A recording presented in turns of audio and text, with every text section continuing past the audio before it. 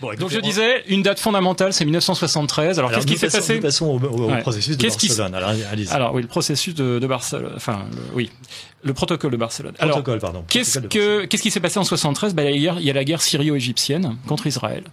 Les Syrio-égyptiens prennent une raclée et de manière immédiate, quasiment immédiate, l'OPEP et les pays arabes multiplient le prix du pétrole par 4 et classent les pays en catégories, c'est-à-dire soit amis, soit neutres, soit ennemis. Et ils classent dans la catégorie ennemis toutes les personnes qu'ils associent, de près ou de loin, à l'État d'Israël.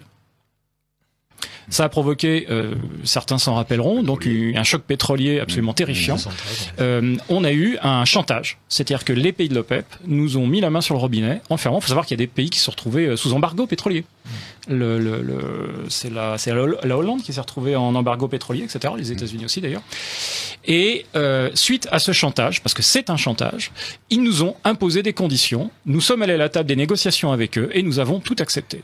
Alors, dans les accords qui ont suivi juste après, donc on a donc le 6 novembre 1973, donc les 9 pays de la communauté européenne de l'époque basculent dans le camp pro-arabe. Donc avec les corollaires qui vont bien, c'est reconnaissance du peuple palestinien, l'alignement sur le narratif arabe concernant Israël, etc.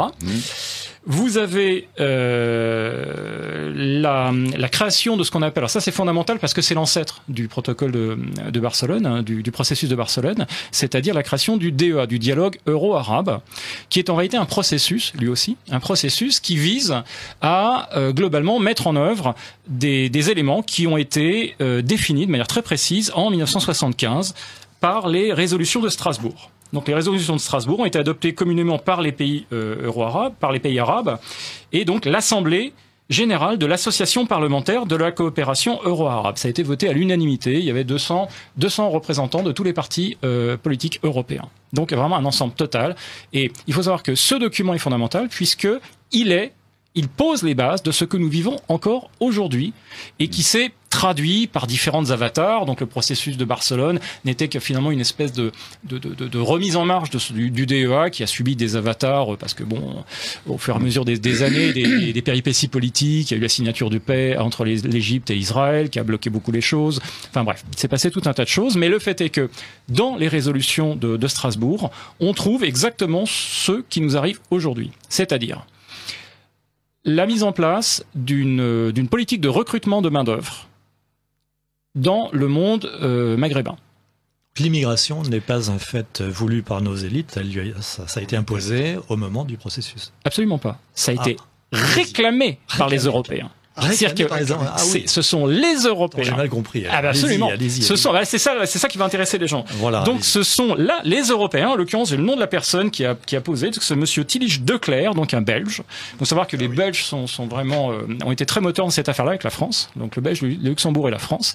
Donc ont mis en place un deal, un arrangement, un arrangement. Disons, nous avons besoin de main d'œuvre que nous allons prendre chez vous.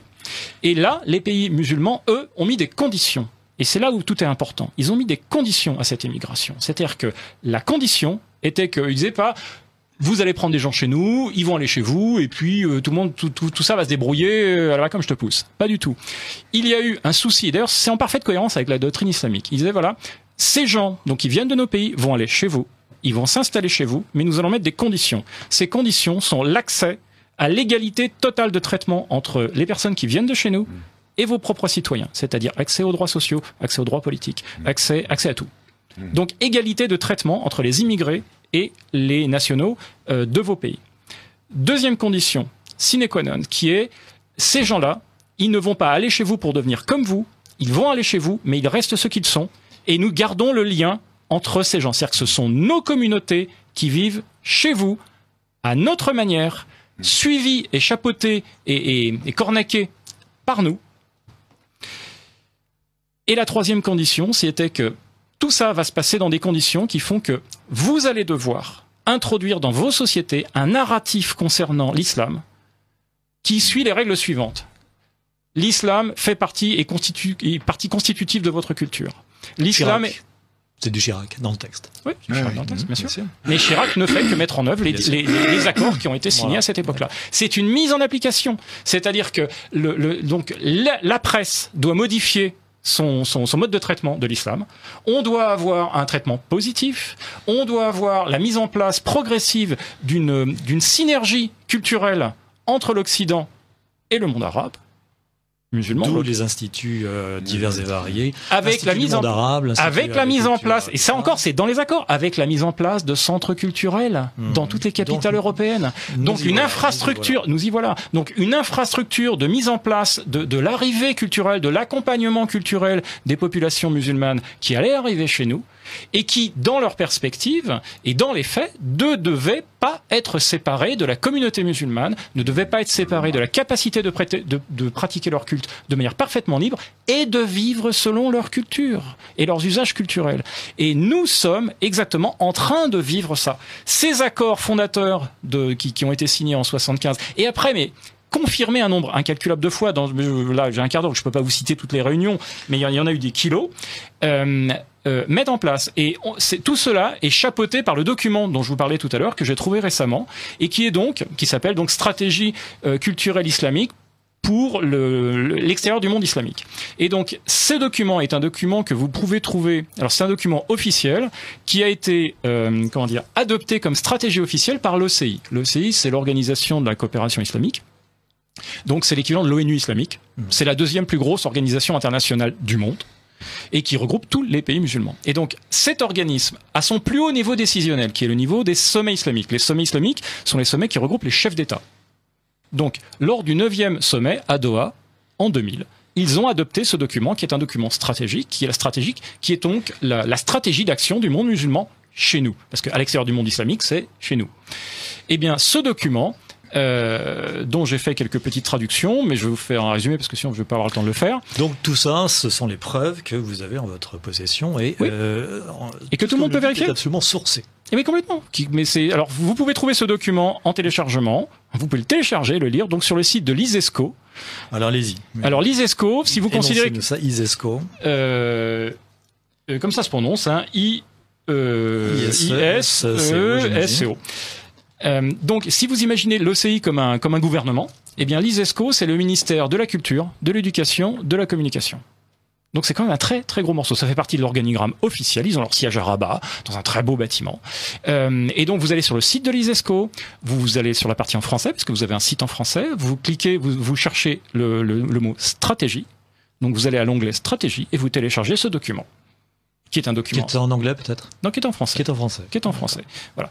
Et ce document, il est présent en arabe, en anglais et en français. Alors j'ai constaté qu'il y a des petites différences entre les versions. J'ai même fait viser la version justement par Samuel Dib, qui est parfaitement bilingue. La version arabe. La version qui fait référence, c'est la version arabe, j'imagine. Non, parce qu'en réalité, c'est comme l'OCI. Les trois langues, français, anglais et arabe, sont les langues officielles. Ce qui veut dire que les trois langues, les trois communiqués, les trois documents sont des documents officiels. D'accord. Voilà. Et donc ce document est le document adopté de manière officielle par l'OCI au niveau du sommet comme leur mode d'action pour les années qui viennent. Voilà. Et ce mode d'action, je vais le résumer très rapidement, il consiste à implanter, alors j'utilise leur terme, à implanter des communautés islamiques civilisationnellement différentes de l'Occident, qui fonctionnent selon les règles de la charia et qui ont pour vocation de prendre les postes clés au niveau politique, économique et communicationnel dans les pays hôtes. Nous sommes les pays hôtes. Voilà.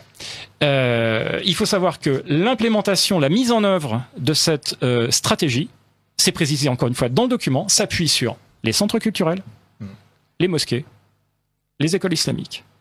Et qui sont pour l'instant marginales, ces écoles islamiques, mais qui sont attendez, pas du tout marginales. À chaque fois que vous avez une mosquée, l'étape d'après, c'est l'école islamique. Qui est à côté, qui vient après. Et d'ailleurs, dans toutes les mosquées, vous avez des salles de classe. Oh tiens, c'est bizarre, parce qu'il n'y aurait pas un rapport avec une sorte de processus éducatif parallèle. Encore une fois, processus éducatif parallèle mentionné dans le document. Alors il faut savoir que ce document est donc un document officiel qui a été mis en place, alors pas par quelques excités dans le fin fond d'un pays arabe. Avant la mise en place de ce processus a nécessité pendant 9 ans, ils ont sillonné toute la France. Ils le mentionnent d'ailleurs dans le prologue de ce document. Comment est-ce qu'on en est arrivé là? Eh bien, ce sont les organisations européennes qui ont participé à l'élaboration de ce plan. C'est-à-dire que des gens qui sont chez nous. Mais le serpent qu'on a nourri, c'est-à-dire que on a réchauffé en notre sein des serpents, c'est-à-dire qu'on a financé, la plupart des fois, il faut savoir que les centres culturels en Europe sont financés par les États, sont financés par le contribuable. Et ce sont ces gens-là, parce qu'il n'est pas dit des centres culturels, ni des organisations islamiques. Donc eux, ils ont fait la concertation avec les chefs des centres culturels de toute l'Europe et des organisations islamiques de toute l'Europe. Ce qui veut dire que des gens comme par exemple M. Boubaker, etc., sont compris dans les organisations islamiques. Donc les organisations islamiques européennes, alors avec les guillemets bien sûr, ont réclamé à l'OCI parce qu'ils constataient qu'il y avait des signes d'assimilation des enfants musulmans dans les sociétés occidentales. Eh bien, ils ont mis en place un système qui vise à immuniser, j'utilise leurs mots, à immuniser les enfants contre l'invasion culturelle. J'utilise leurs mots. Un enfant musulman qui va dans une école occidentale est considéré comme subissant une aliénation et une invasion culturelle. Donc comme en danger. En quelque sorte. Il est en danger, bien sûr. Il est en danger de sortir de l'islam et de s'assimiler à la culture européenne, ce qui est considéré comme quelque chose d'abominable. Alors, il faut bien voir que cette stratégie aujourd'hui, c'est ce qui se passe chez nous. Aujourd'hui, quand nous avons un centre culturel qui se crée, une mosquée qui s'appuie toujours sur un centre culturel, ils mettent en œuvre la politique de l'OCI. Alors, cerise sur le gâteau, puisque je vois que j'arrive, j'ai dépassé 15, cerise sur le gâteau, il faut savoir que un des objectifs fondamentaux, précisés comme absolument fondamentaux et nécessaires, obligatoires, c'est l'enseignement de l'arabe aux populations occidentales. Bien sûr. Ce qui veut dire que nous avons, à l'heure actuelle, une ministre qui benoîtement nous explique qu'il faut qui aujourd'hui agit objectivement, dans le cadre de sa fonction ministérielle comme un agent de l'OCI et comme un agent de mise en place de cette stratégie culturelle avec les guillemets.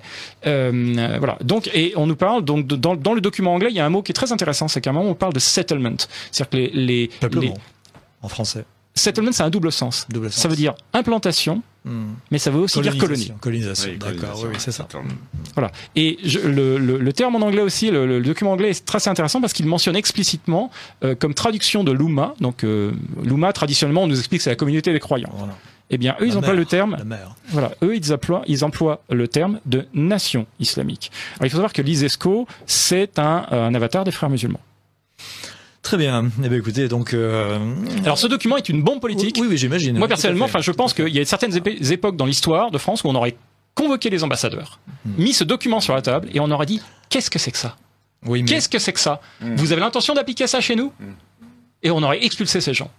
Oui, mais il se trouve que les gens qui sont au gouvernement ne sont peut-être pas tout à fait étrangers à ce... Alors, ils peuvent toujours dire qu'ils ne savent pas que ça existe, bien évidemment, sauf que c'est un document officiel. Mais surtout, le truc qui est le plus sidérant, c'est que nous avons aujourd'hui notre gouvernement qui agit en parfaite collaboration avec les pays de l'OCI pour la mise en place de cette stratégie dans le propre pays. C'est-à-dire que nous avons, objectivement, ouvert les portes de notre pays à un processus de colonisation.